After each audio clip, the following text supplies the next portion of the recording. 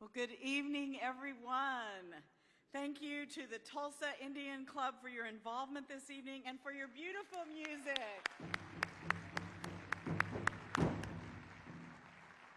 They sang one of those songs at the mayor's inauguration, and they have named it the Mayor's Inauguration Song, so that was very special.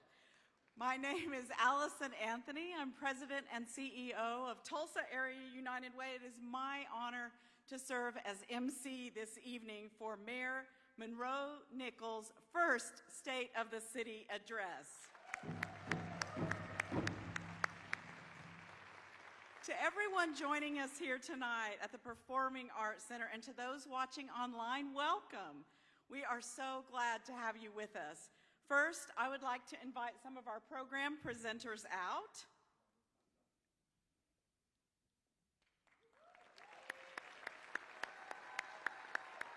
Good job. You look beautiful. Now, I would like at this time to ask everyone who is able to please rise for the presentation of colors by the Tulsa Police and Fire Honor Guards.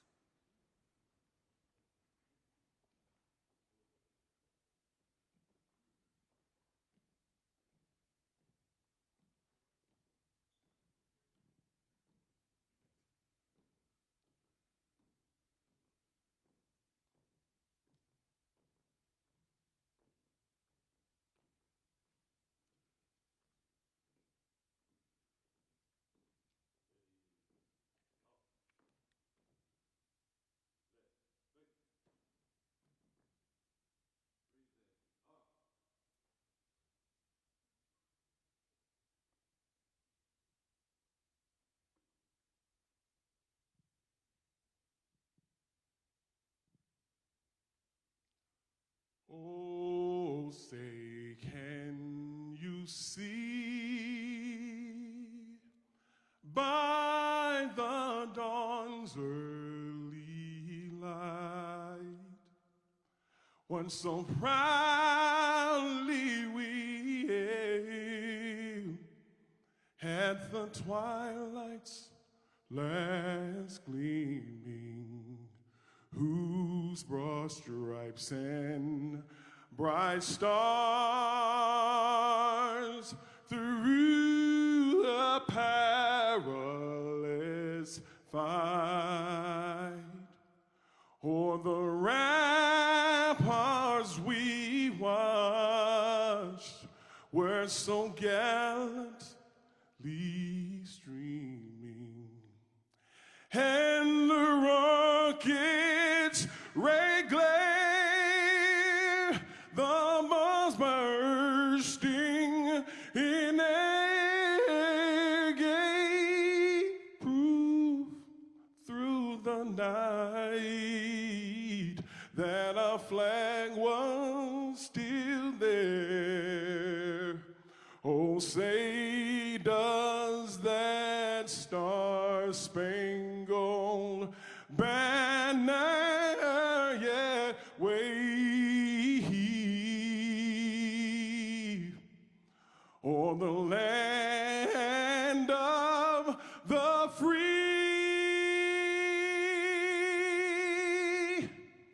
and the home of the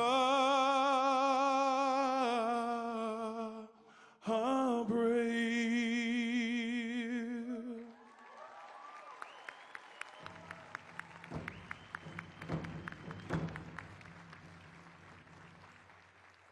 Thank you. Thank you, Tulsa Police Detective Reggie Warren. And yes, thank you.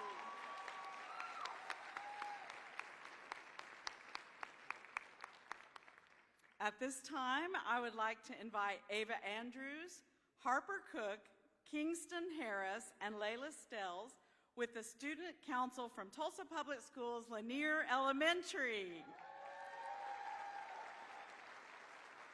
These TPS students were selected to participate tonight based on their excellent leadership and attendance within their community and school. We know how important it is to come to school every day, Thank you for setting that example, and we celebrate each and every one of your efforts. Now, please lead us in the Pledge of Allegiance. Attention, salute, pledge. I pledge allegiance to the flag of the United States of America and to the republic for which it stands, one nation, under God, indivisible, with liberty and justice for all.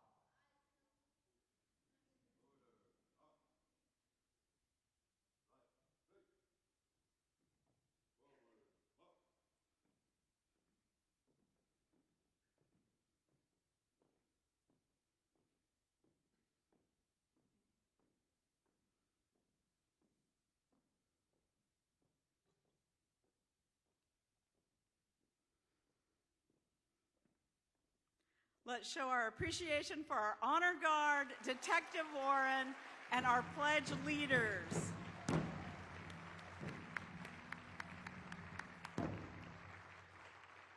This evening, as we gather to reflect on our shared work and our shared future, it's important that we recognize the land on which we meet and those who have stewarded it long before us. If you are able to remain standing, please do so as Deputy Mayor Crystal Reyes joins us for the land acknowledgement.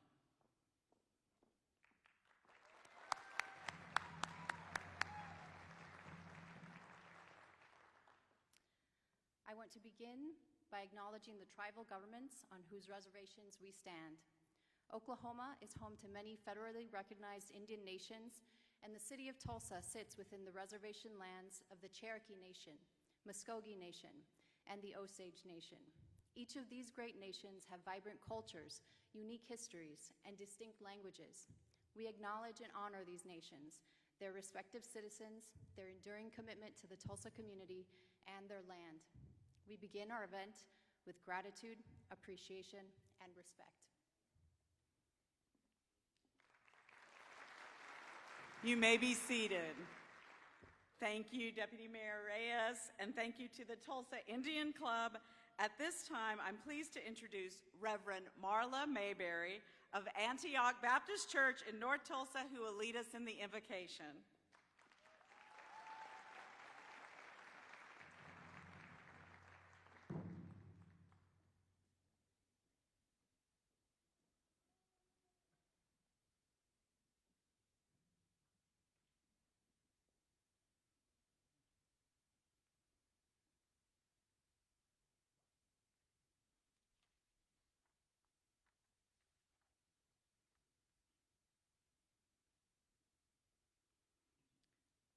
Will we have a prayer song first?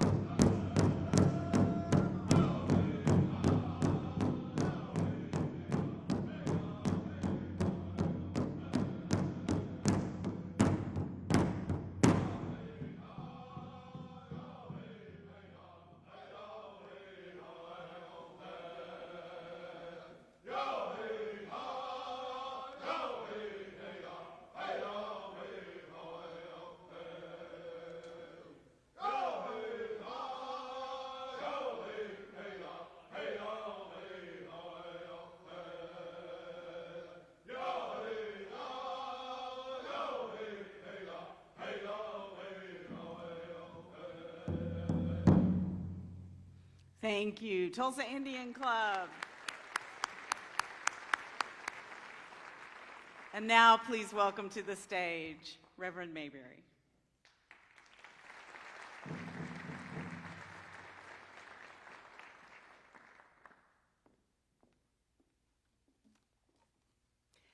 Let us pray. Gracious and eternal God, we come this day with hearts full of gratitude and hope. Grateful for the city we love and hopeful for the future that lies ahead. Thank you for blessing us with leaders who care deeply for this community and who work tirelessly to serve it. Today, we lift up Mayor Monroe Nichols and every public servant gathered here, asking that you grant them wisdom beyond measure, courage that does not waver, and compassion that never grows weary. Lord, bless every effort that seeks to strengthen our city to end homelessness, expand affordable housing, improve outcomes of the students and youth, enhance public safety, deepen partnerships with our tribal nations, and grow economic opportunity for all of us. As we reflect on the state of our city, remind us that its true strength is not found in buildings or budgets, but in people, in every family, every neighborhood, and every young person dreaming of a better tomorrow. Unite us across every line that divides. Help us to see one another as partners in progress and neighbors in purpose.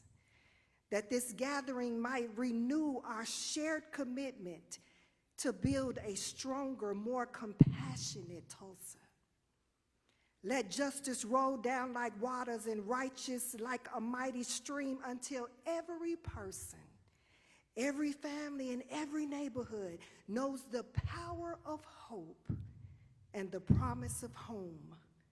We ask all these things in your holy name. Amen. Thank you, Reverend Mayberry, and the power of hope indeed. Once again, welcome to this evening's State of the City address. Just a few quick notes before we begin.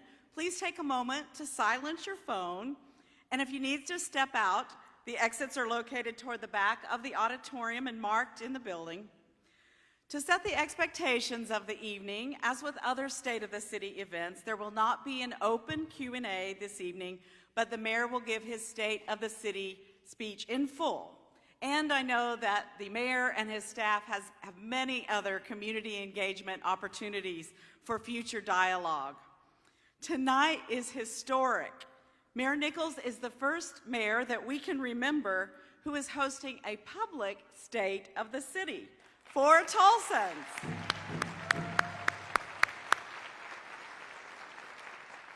I know we all appreciate this and the mayor for the foresight to open this event to everyone.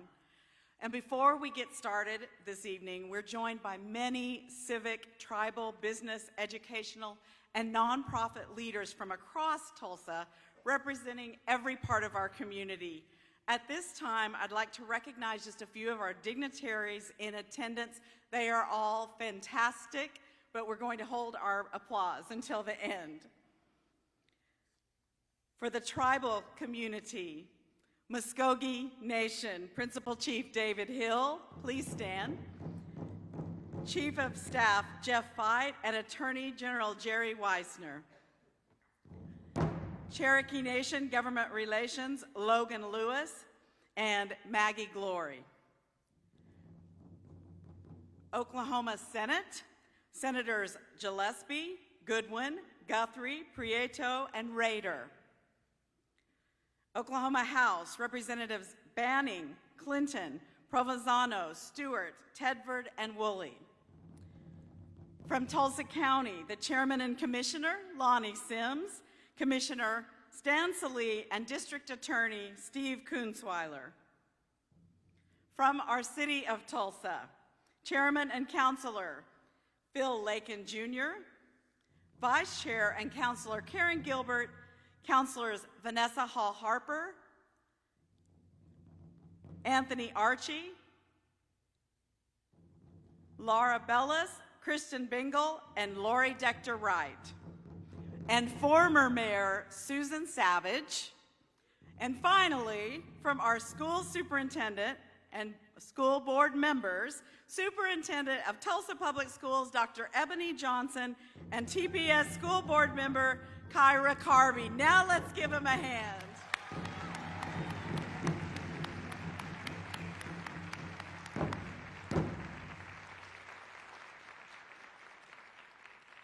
Thank you all for being here and for your continued leadership and partnership for our city and in shaping Tulsa's future. Now to the main event. It is my privilege to introduce our Mayor of the City of Tulsa. Mayor Monroe Nichols is Mayor Monroe Nichols IV was sworn in as Tulsa's 41st mayor on December 2nd, 2024, becoming the first African-American mayor in our city's history.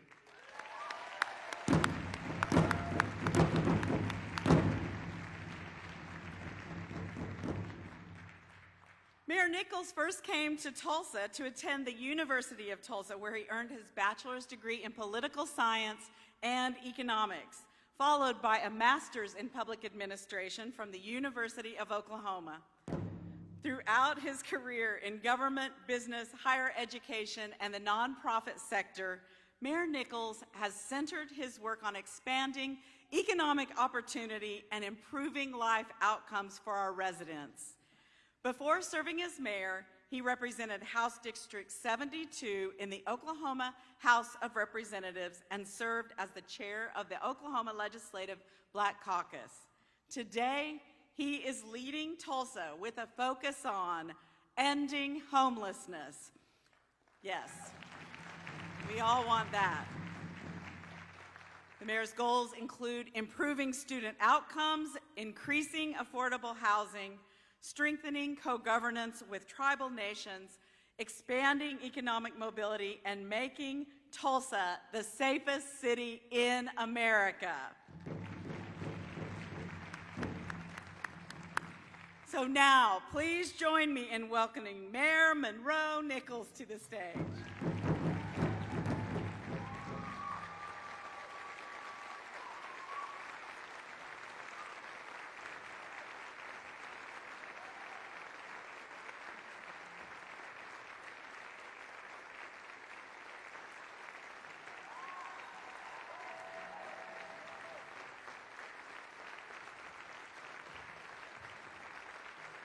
Thank you, thank you, thank you, thank you. Have a seat, we got a while. I got good news for everybody before I get started. Not only is this the state of the city, this is now the day the government reopened, so yeah, you're welcome. I just got the news that we're back up and going. To the members of the City Council, Mr. Auditor, tribal leaders, county and state elected officials, our city employees, honored guests, and fellow Tulsans, I am thrilled to be in this space with you tonight, because as Allison said, for the first time in a very, very long time, the state of the city is free and open to the public.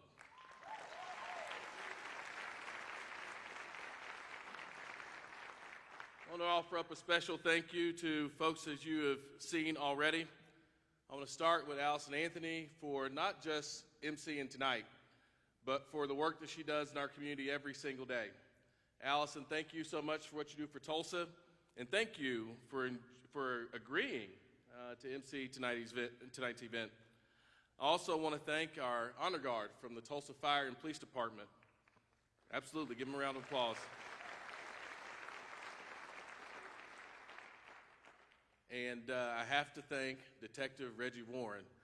There's very few people that sing the national anthem and make you nervous to come up after him. Reggie is one of those, and so Reggie, thank you.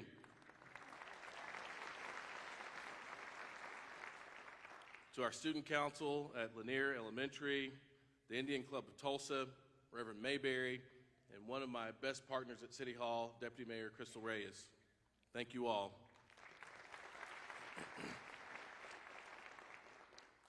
39 Tulsans across 41 mayoral administrations have served as mayor, leading this city that's 9 years older than the state of Oklahoma. Through the years, Tulsa has faced the depths of deep struggle and rose to the mountaintop of prosperity. 127 years later, it would be easy to believe that no matter the challenge that past generations faced, that progress just came naturally, that it was always guaranteed. It is that illusion of inevitability associated with Tulsa's progress that often blinds us to the road this city has actually had to travel. In times of struggle, we responded, knowing that with faith and hard work, we could accomplish anything. In times of prosperity, we built ourselves into a great American city known for our generosity and a willingness to take on big challenges. Whether it be the worst of days or the best of days, Tulsa has always been strong. And tonight, I am thrilled to report that although we face significant headwinds, we remain strong. And tonight I want to share a little bit about what I believe is going to keep us strong. When I took office, I said progress wouldn't come easy or in a short amount of time, but I pledged that we would never shrink from challenges, no matter how big they were, no matter how complex they were. I pledged to meet challenges we faced with honesty and transparency, understanding that whatever it was, we were going to have to do it together. I was clear. We have to get serious about the things out in front of us. At the time, it was a homelessness crisis that had grown 20% the year before I took office, a reduction in confidence that we could keep our city safe from violence, children and vulnerable families suffering from the impacts of cuts to core services, pockets of economic inequality, and a fracture in our relationship with our tribal nations that would always threaten any progress we can make as a city. I mentioned these not for doom and gloom or shock and awe, but I think it's just important to be serious about the realities, be honest about the realities that you face.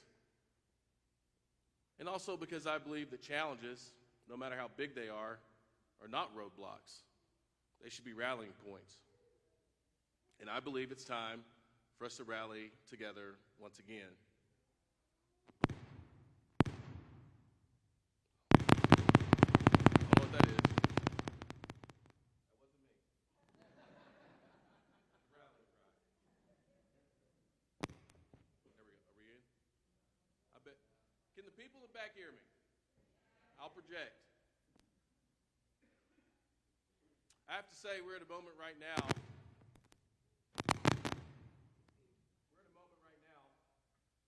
Where I think they can hear me in the back. They can hear me. Use my teacher voice. Thank you.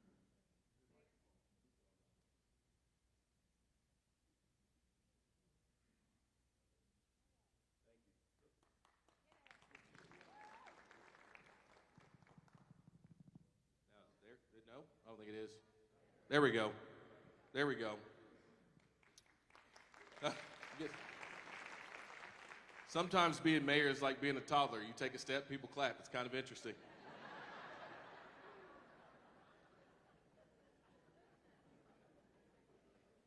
We are in a moment where it is time to rally together again.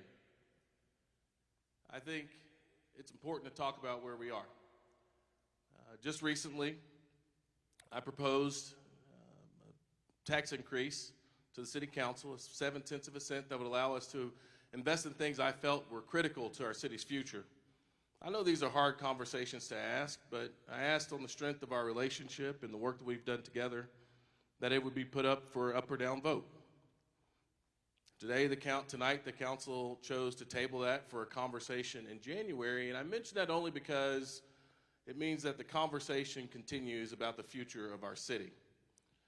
It was my goal to make sure that we could include this in this year's budget, but I recognize that running a big city means there's a lot of opinions. And I do believe as we go through tonight and as we move toward the future, it is critically important that every Tulsan makes their voice heard.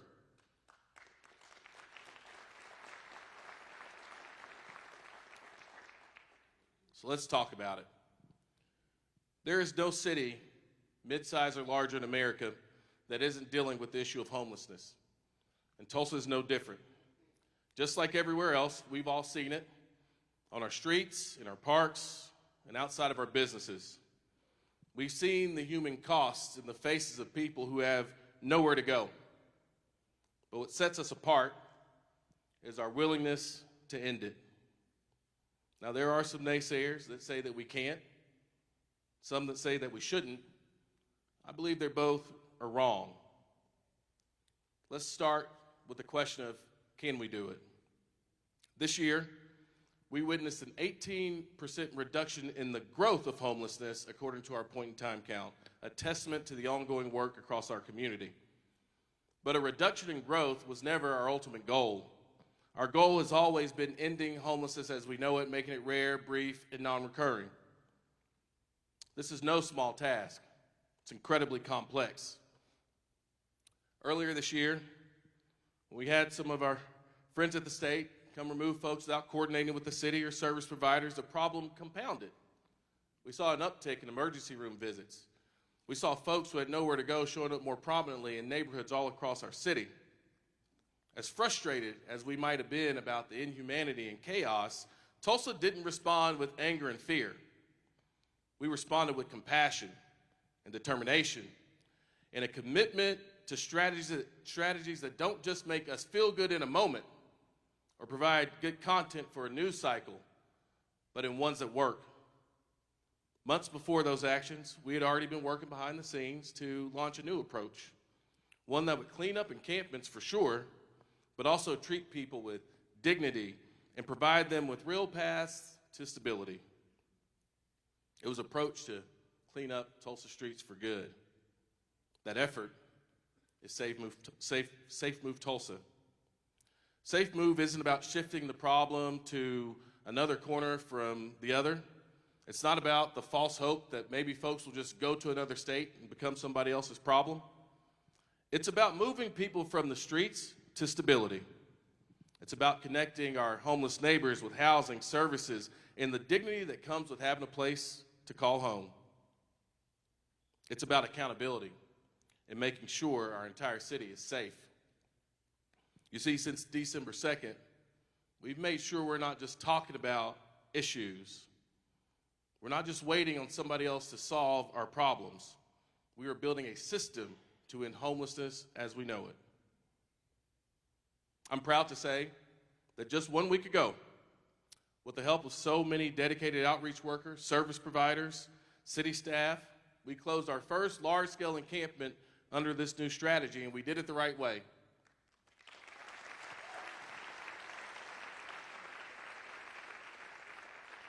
All in all, 25 individuals, some of whom had been living in encampments for nearly a decade, an entire decade. They now have a roof over their head, access to care, and a chance to rebuild their lives.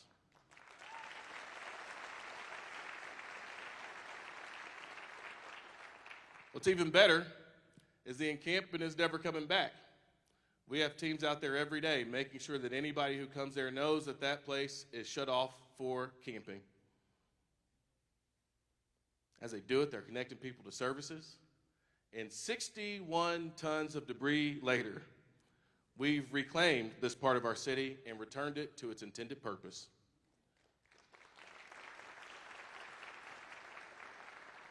Less than 45 days after I took office, Tulsa faced life-threatening frigid temperatures. In less than 30 hours, we scrambled to save lives by standing up emergency shelters that provided a safe place to stay for 1,400 folks needing protection from the cold. I visited these shelters. I looked directly into the eyes of the folks who had nowhere else to go, lives that were saved because we got those stood up. And it was at that point, made a commitment that we would be proactive and ready for this winter. We made a commitment to open a winter shelter by November 1st of 2025, and while I hate to report we didn't get there by November 1st, I am proud to announce that we made good on that commitment. On Monday, a winter weather shelter will be opened. It will be open until March of this year with a partnership with Creotes and the Be Heard movement, and I'm incredibly proud about Tulsa's future.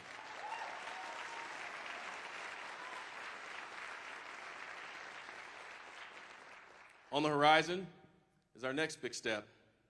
Just a few weeks ago, and I'm proud to be joined here by our partners from the county.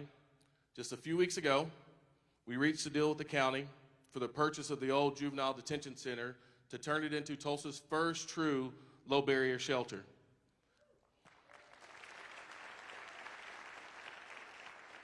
This facility will give people a safe place to sleep without imposing the kind of restrictions that oftentimes keeps them on the street. It will connect them directly to case managers, healthcare providers, and pathways to permanent housing. And there'll even be a place for their dogs to stay too.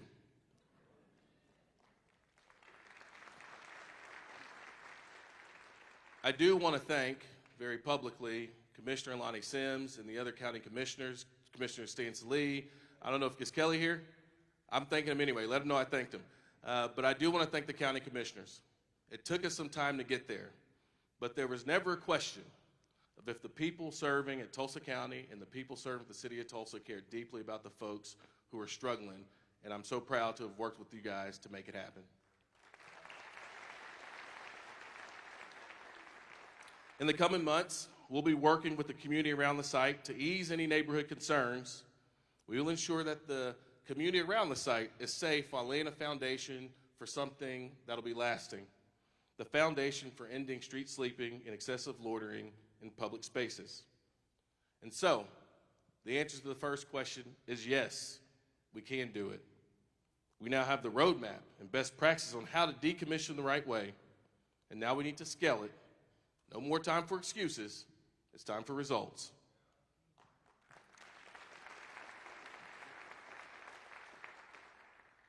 Delivering means we have to be courageous. It means we got to do things just a little bit differently than we've ever done them before. Right now, as reported by the Tulsa World, the city of Tulsa spends about 2% of the share as it relates to services that go directly into ending homelessness. It's not an indictment on anybody at the city, but it's just a reality that we have to think about the solutions a little bit differently than we ever have before. It is my hope that at some time soon, Tulsans will have the chance to decide. The proposal that I put in front of council would have invested nearly $30 million in an effort to end homelessness. The plan will scale up strategies that have already been proven to be successful and is critical to cleaning up our streets for good. To the second question, the question of if we should do it. The king will reply, Scripture tells us. Truly I tell you, whatever you did for one of the least of these brothers and sisters of mine, you did it to me. So yes, we should do it because we're a city of faith. We're a city who doesn't just want people to survive the elements. We want people to come out stronger on the other side. Our work with local service providers and the faith community and volunteers is our testimony because we all are called to care for the least of us. Now I look back on this work. I think about the people who have waken up every single day to get it done. Number of folks here at the city who have played such a role. A number of people across this community who have been absolutely critical to the progress that we've made. I know that there's been a lot of Monday morning quarterbacking on strategy. There's even been times where folks' commitment to this community has been questioned. I think about our senior advisor for homelessness, Emily Hall. Absolutely. I think about our Way Home for Tulsa agencies. They stood tall when attacked. They stayed focused, and because they have, Tulsa is well on its way to becoming a national model. As I said, ending homelessness is a tall task, and it takes a community to get it done.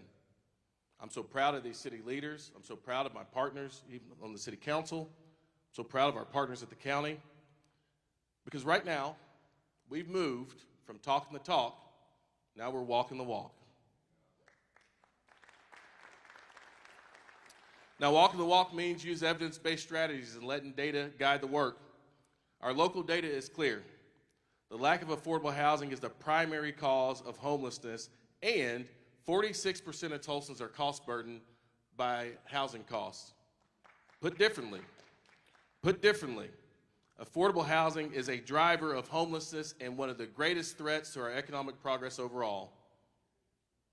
So when it comes to housing, we not only want dignity for our neighbors who are homeless, we want to be a city where a teacher can easily afford a home, a city where a civil servant can comfortably afford to live in the community in which they serve, and a city where a college graduate doesn't have to go somewhere else just to be able to afford the rent. Housing is the backbone of stability. Without it, families struggle to hold on to jobs, kids struggle in school, and neighborhoods struggle to thrive. This administration is committed to getting 6,000 affordable units online by 2028, and we recognize the clock is ticking. You can clap at that. To make this possible, we're tackling everything from speeding up our permitting process to analyzing our zoning codes to making sure we're working with property owners so they fully understand what compliance with city code looks like. As we work to further streamline the permitting reviews, we're also coordinating across departments, making it easier for builders and developers to navigate their projects through City Hall. Earlier this year, we partnered with Housing Forward, a local nonprofit focused on housing policy, advocacy, and data. They reviewed our permitting processes, and based on their feedback, reforms are already well on their way. But we're not stopping there. Earlier this year, we launched what we're calling the Community Builder Pilot Program, a partnership between the city and Tulsa's development community to help get affordable projects through the development process as quickly as possible. And soon, the program will offer additional incentives to those developers to assist them with permitting costs and other processes to even further speed up responsible development. But we're not stopping there either. We're in the final stages of our pre-approved housing plans program, also known as the T-Town Home Catalog. These ready-to-go designs will help builders bring new homes to the market faster. So fast, in fact, if we're not careful, we might get their permits out before their lumber is even delivered. But we're not stopping there either. We also formed the Housing Acceleration Team at City Hall, a dedicated group focused on fast-tracking large-scale housing projects through the process. Their first major success was the Tulsa Housing Authority's Hilltop Apartments project, a project that will bring over 100 affordable units to the market. This project is proof that collaboration accelerates results. In the coming weeks, I will ask the City Council, and some we've been working on together, to provide the city with additional tools to rid our neighborhoods of non-owner occupied blighted properties as part of our effort to reduce blight by 60% over the next 3 years. I thank the Oklahoma legislature for the passage of House Bill 2147, which actually required a veto override, because this bill allows us to take eyesore properties and turn them into nice, affordable properties, leading to the kind of neighborhood revitalization Tulsans deserve without gentrifying our neighborhoods.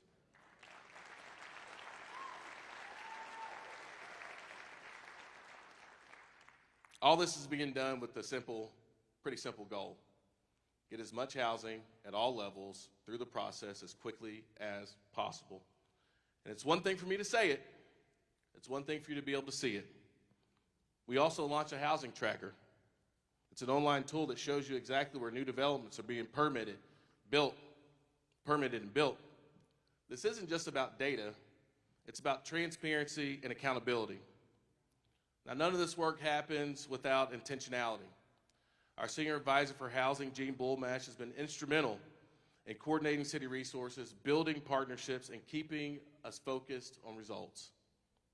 Gene's leadership, in addition to the team at the city and development services, planning in neighborhoods, water and sewer, and public works, are working to ensure that every project, whether it be a major apartment or a single-family home, that we know every last one of them counts.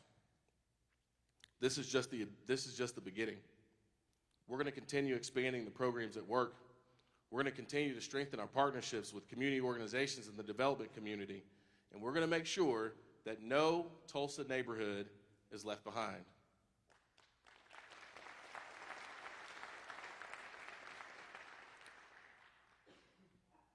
Just over a year ago, when I was elected, I vowed to make Tulsa the safest big city in the country. Because without safe streets, families can't thrive. And without safe neighborhoods, businesses won't invest. To achieve that vision, I appointed Laurel Roberts as my Public Safety Commissioner.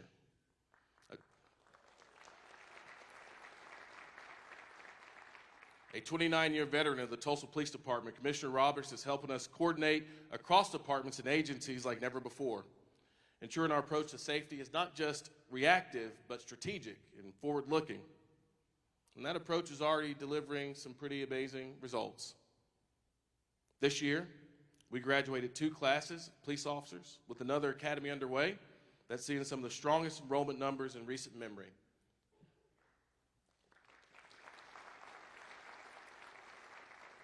We also graduated a new fire department class with another academy class running right now with 25 cadets that will graduate in March, putting us closer to our staffing goal and making sure that we have 4 firefighters on all trucks to make sure for their safety and the safety of our citizens.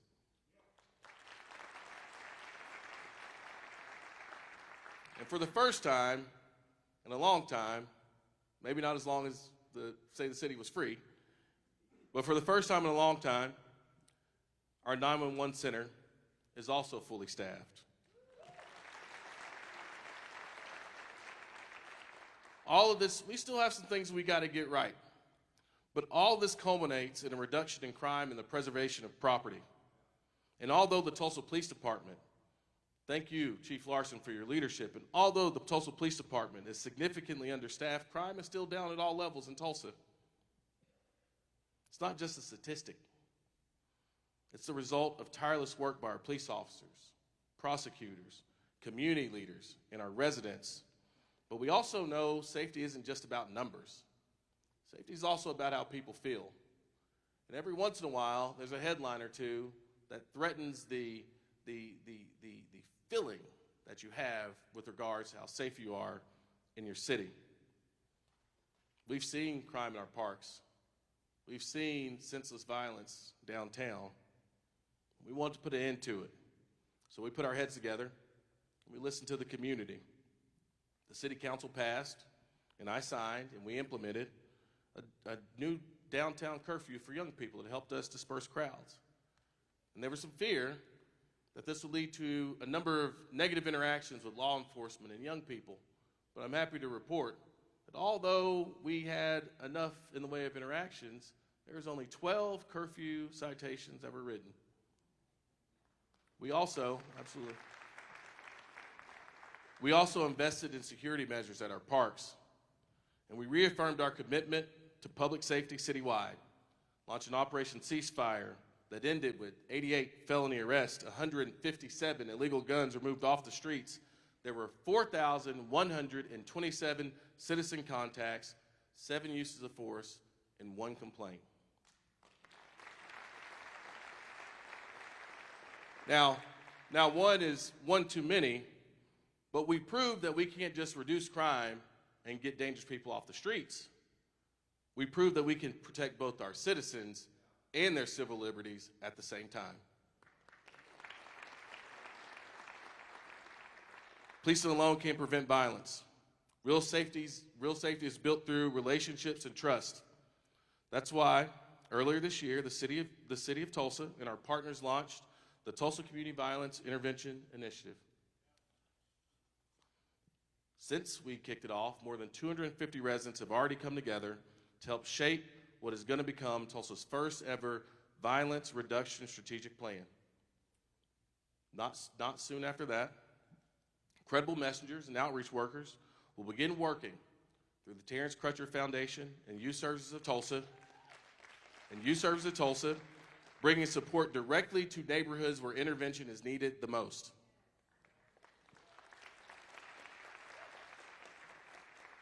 All this work is backed by data, and a new crime data analyst will help us use real-time information to identify where interventions are needed most, ensuring our efforts don't just make us feel good, but that they are effective. For years, there's been a debate when it comes to public safety. Do you need enforcement, or do you need community programs? Well, the reality is you need both, and they need to work hand in hand.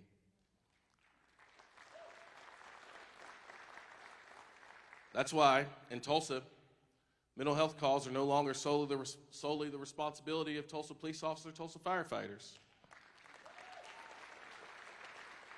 Today, our first responders are supported by a network of specialized mental health teams, because true public safety doesn't just mean responding.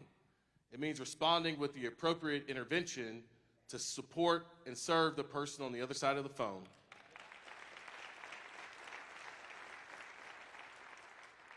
Our partnership with 911 and COPES continues to expand. Through this collaboration, mental health clinicians are dispatched to calls where someone is in crisis, freeing our officers to focus on crime while getting people the specialized help they need. In just a few months, over 4,000 calls have been diverted from first responders and into the hands of trained mental health professionals.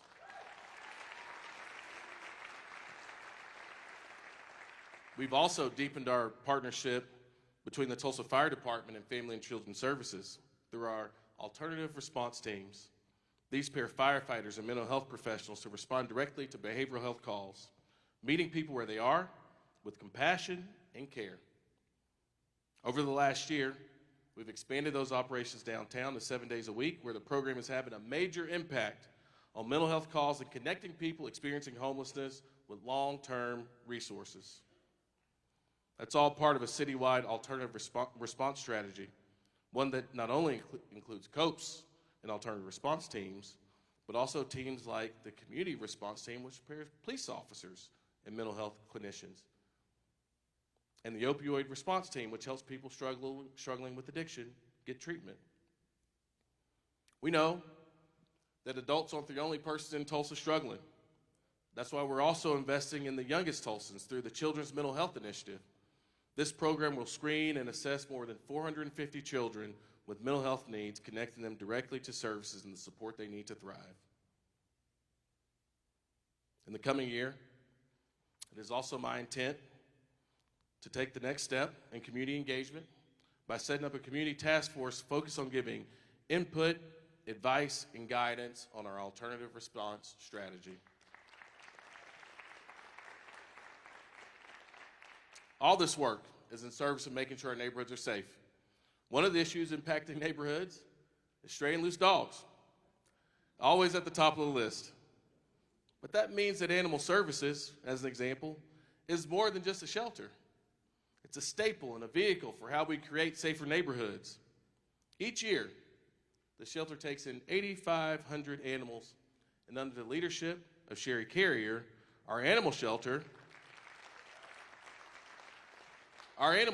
has achieved its highest save rate in decades, nearly 80%. Nearly 80%. That means we're balancing the needs of public safety while also prioritizing the humane treatment of animals in this community.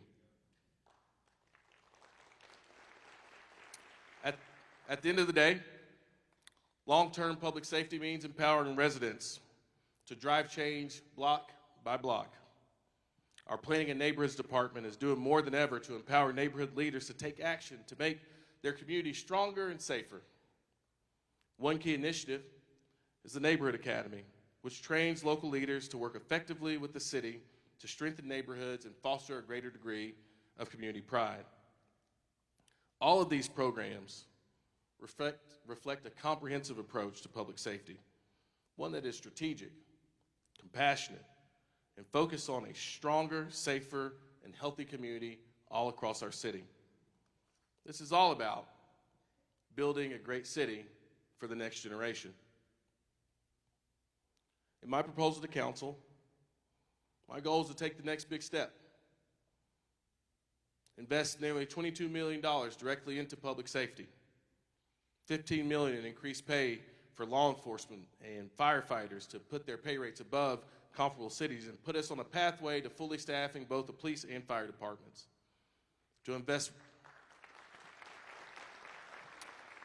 $1.5 million in downtown safety, to fully fund and commit to our community response programs, to invest $1.1 million in animal services and $1.6 million into municipal courts. I believe it is critical, I believe my partners on the council do too, I believe it is critical that we invest in the folks who spend every single day protecting us. I think it's also critical that we invest in those people living in our neighborhoods, working to make their streets safe every day of the week.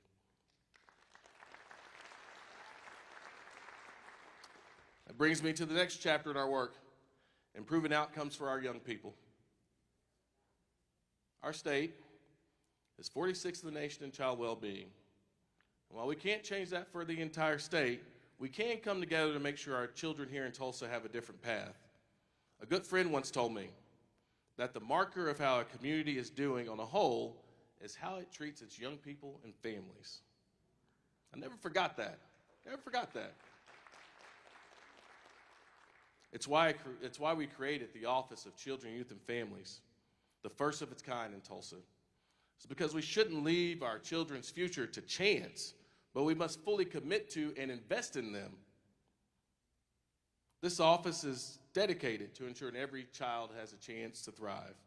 And it has a pretty ambitious mission, putting 15,000 additional Tulsa kids on a pathway to economic mobility by 2030.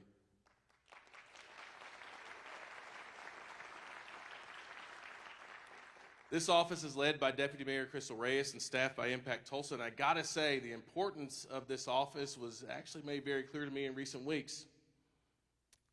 As we saw this disruption in SNAP benefits, it was Crystal and the Office of Children, Youth, and Families that got partners on the phone. The result of that was a food drive that included 40 different public spaces where people could drop off food. We took the next step, and our water and sewer department and our utilities board provided additional relief in our city by making sure we had a cutoff moratorium through January 31st for anybody who is a SNAP recipient or furloughed in the federal government.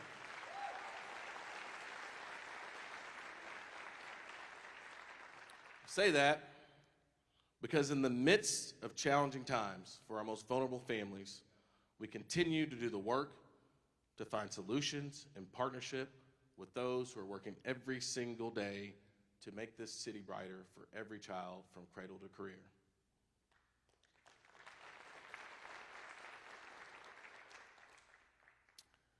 You know, I think it's far past time. We, at the local level, invest in young people directly into their outcomes. I had this experience not long after I took office. I had the East Central Cardinals girls flag football team come see me. Some of them are here, sounds like. They just won a championship. They're playing for another, they're about to be back-to-back champions. I'll see them again soon.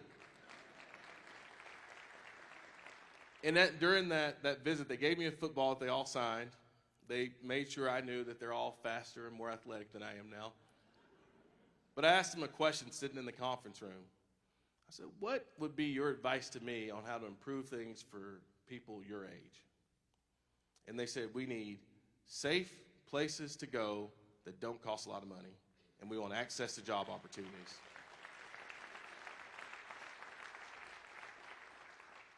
What a basic concept. Safe places to go that doesn't cost a lot of money and access to job opportunities. Now, if my son Gavin was here, he would disagree with the statement I'm about to make. But I do believe when young people speak, we ought to listen. and I think we have to deliver on their behalf. It is my hope, as we go through this debate about how Tulsa is going to invest in its future, that a priority would be reflected in something that we proposed. We proposed investing $15 million in the young people to make sure that we can put them on a pathway by giving them work opportunities, creating those opportunities for 1,200 Tulsa kids. We also wanted to make sure we could create spaces for after school and out of school time, creating slots for 22,000 Tulsa young people in this community, giving them safe places to go that don't cost money and access to job opportunities. The best marker of how a community is doing on the whole is how it treats its young people and families. Now, work with children is actually rooted in a belief in economic opportunity for all. Aaron Persley, who's our economic development director, actually said it best. I don't say actually because he didn't say a lot. He says a lot of really good things, but actually said it best. Aaron said, our job is not to just attract the next generation of businesses and employers to our city. Our job is to make sure that every Tulsan can benefit from those opportunities when they arrive. And this is so true. It's not enough to just grow the economy. We must grow it inclusively. Every investment, every new company, every new job should open its doors for Tulsans from every neighborhood, north, south, east, and west, because true prosperity is shared prosperity.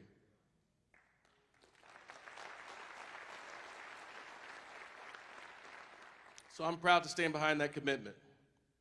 That kind of commitment yields massive returns for our city.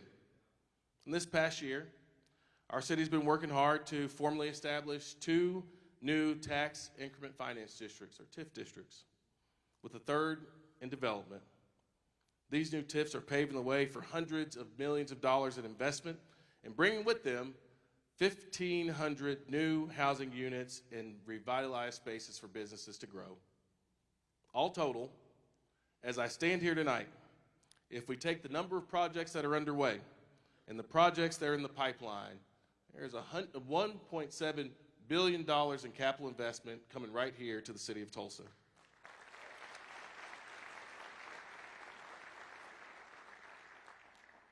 As we plan for the new, we can never forget that in every city and in every state, existing businesses represent 60% of all the new investment annually. And few cities and few states offer programs that are proportional to the impact of existing companies that are here every day. Our existing companies are the backbone, and supporting them is critical to our economic future. One proposal that I hope we take up at City Hall is to invest $7.5 million in existing companies to make sure that the folks who take a chance on Tulsa, who have been in business forever, have access to the kind of capital that they need to continue to be the foundation, the backbone of our community.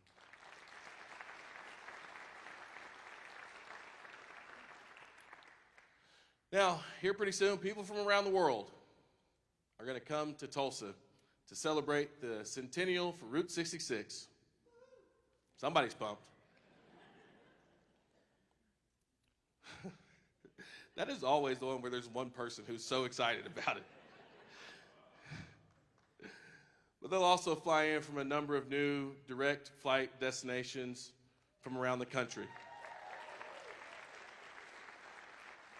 And what I hope they see a city that is investing in itself, a city that is growing in its global competitiveness. I hope that it's apparent for everybody that comes that from growing small businesses to becoming an international city, I want them to see that we're building an economy that works for everybody. This brings me to some broader partnerships we've been working on. Deputy Mayor read the land acknowledgement. We are built on a city that is and has always been that of tribal nations.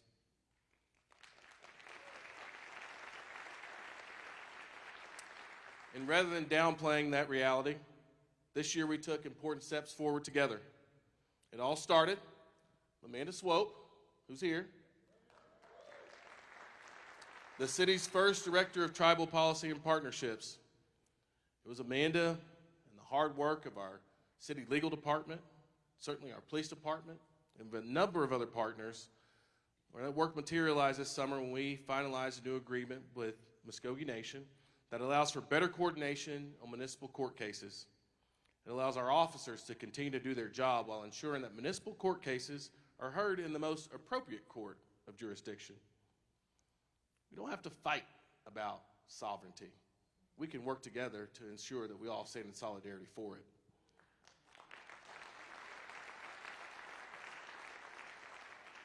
Because of that, Tulsa's becoming a model of what strong tribal partnerships look like. And because the future of Tulsa depends on our ability to work hand in hand with our tribal neighbors, whether it's justice, whether it's economic development, whether it's culture or community building, we must ensure that the DNA of this city is just as strong as the DNA of those people who first arrived here back in 1836. So as you can see, we've been pretty hard at work. We're meeting our obligations. We're working hard to deliver results. And as I stand here tonight, I can tell you that there are some challenges that can be threatening to our progress and our growth. Earlier this summer, our auditor confirmed what we found in February, which is that if we continue on the path that we're going, we might put ourselves in a little bit of a difficult and unsustainable position in the long run. This is not about mismanagement. This is not about a bad budget year or a bad cycle. It's a structural challenge that we must address. Other cities have done it. Tulsa must do the same. Today, our sales tax rate is lower than Bixby, Owasso, Claremore, Sand Springs, and it's lower than Oklahoma City. In fact, if Tulsa would have raised its sales tax just equal to Oklahoma City back in 2018, when I believe Oklahoma City did that for themselves, Tulsa would have invested $420 million more in itself. And so for less than a penny, our sales tax rate could reach what I believe to be a competitive level at 4.35%.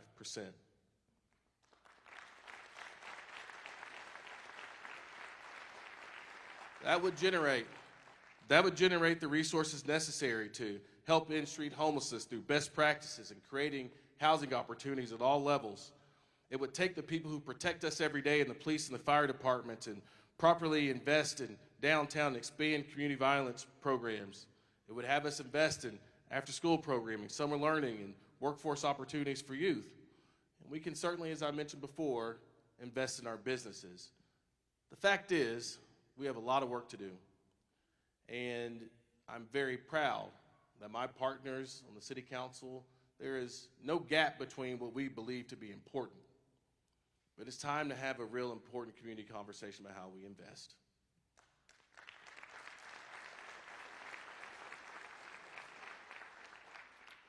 I don't know, can't say this for sure, but I'm not sure there's been a more accessible mayor in a very, very long time.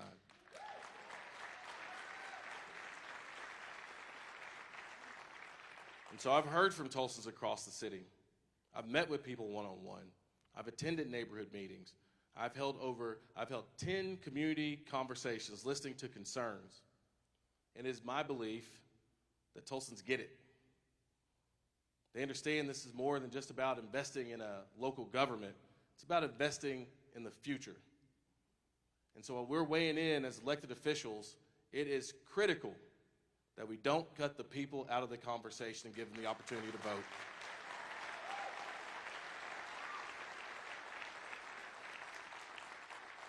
So as a candidate, I said, hold me accountable.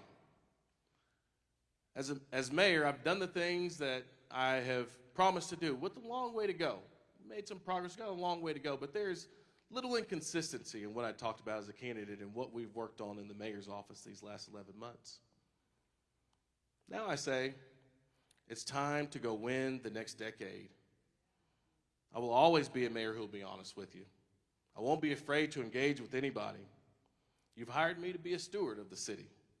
And as your #1 employee, I'm saying yes, continue to hold me accountable.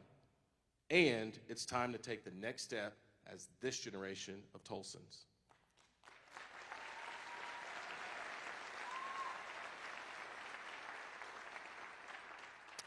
Long before I became mayor, I became a dad.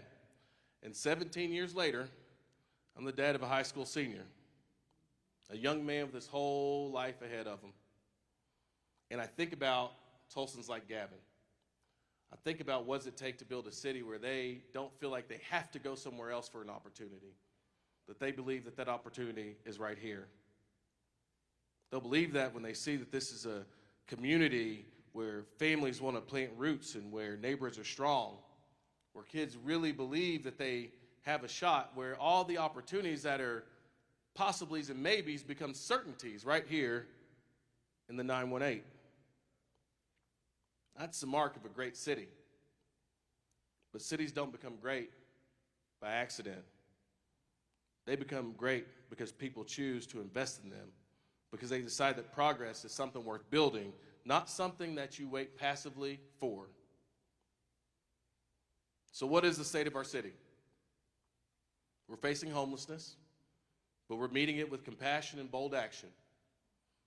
We're facing public safety challenges, but we're finding ways to handle it with courage and innovation. We face hurdles for our youth, but we're creating new supports and new opportunities. We face complexities in how we navigate the world of co-governance with tribes, but we're embracing it with partnership and respect. We still face the trauma of a massacre, but we're providing closure to families and a road to repair.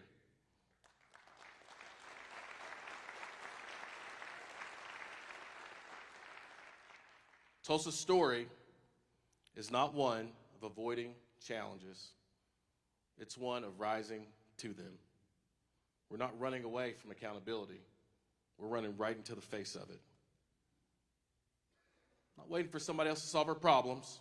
We're stepping up. We're choosing progress. And at a moment of deep national divides, we're choosing each other.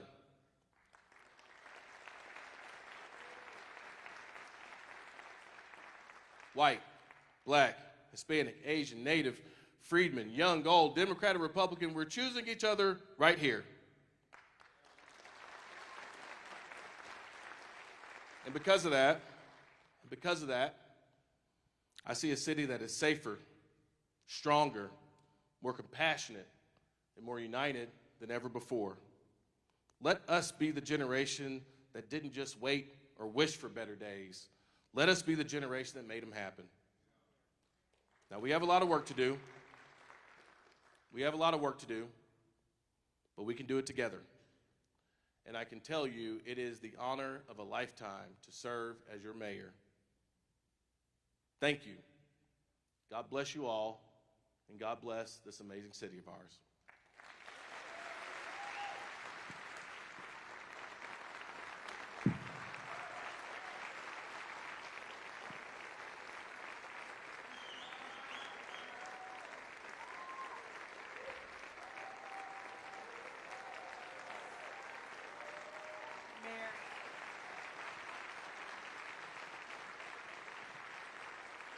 Thank you, Mayor.